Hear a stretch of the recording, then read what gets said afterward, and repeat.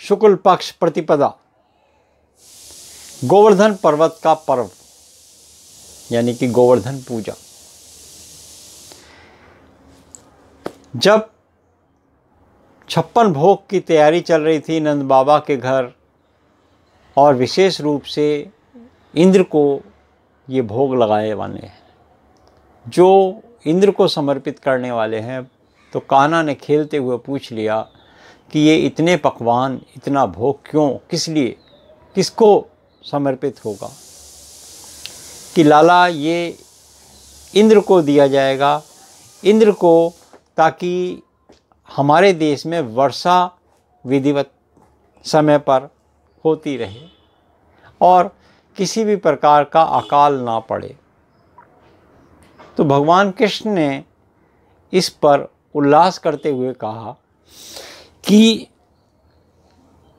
हमें वर्षा देते हैं पर्वत, वनस्पति, पेड़ पौधे, ना कि इंद्र, इसलिए हमें इनकी पूजा करनी चाहिए। माता पिता ने यहाँ तक कहा कि ऐसा नहीं कहते, भगवान क्रोधित हो जाएंगे, इंद्र क्रोध हो जाएंगे और क्रोध से हमारे को कहीं उसका दुष्प्रभाव ना झेलना पड़े। भगवान कृष्ण ने एक हठ बना ली कि इनकी पूजा नहीं होगी, ये हमें समर्पित करो, यानी कि आप जो है गोवर्धन बाबा की पूजा होगी। क्यों? क्योंकि वो अब यहाँ पर देखते हैं हम कथाओं में कि भगवान कृष्ण की लीला थी ये, क्योंकि ये तो भगवान कृष्ण ने एक लीला बना ली थी। इंद्र को जब ये पता चला कि मेरे को भोग नहीं दिया गया, नारद जी ने बता दिया कि तुम्हारी पूजा नहीं हो रही है, अब तो तुम्हारे नाम का कोई अनुष्ठान नहीं किया जाएगा। 56 भोग जो है ग्वाल वाले बना तो रहे हैं, मगर तो क्रोधित अवस्था में जब ना देने से तो इंद्र ने मेघों को बुलाकर घनघोर बारिश करी, कहते हैं 7 दिन तक बारिश करी। तो भगवान कृष्ण ने कानी उंगली पर गोवर्धन पर्वत को धारण कर लिया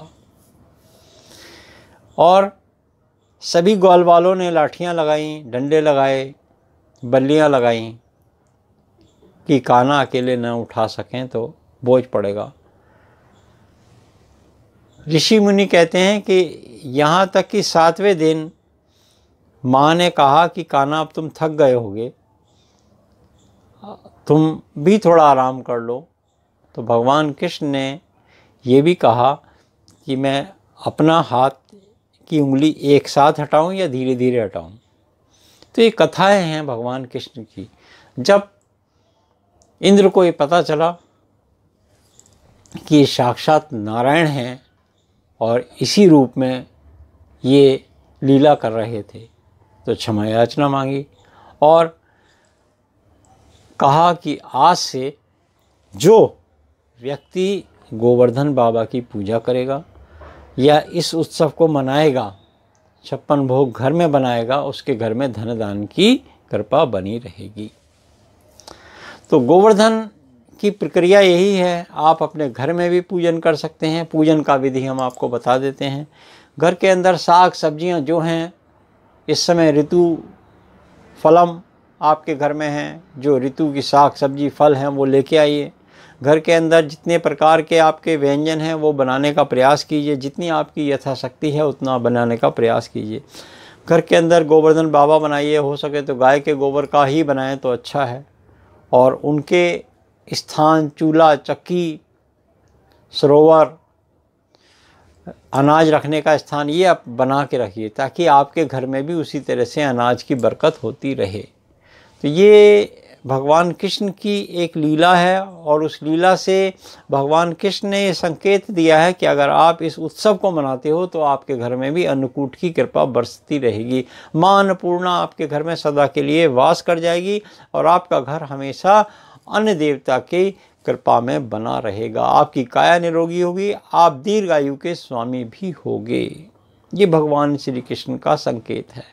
जो लोग गोवर्धन की पूजा करते हैं, जो लोग गोवर्धन का पर्व मनाते हैं, उनके घर में हमेशा कान्हा की कृपा बनी रहती है। आपको ये वीडियो कैसा लगा कमेंट सेक्शन में जाकर अवश्य लिखिए। जय श्री कृष्ण।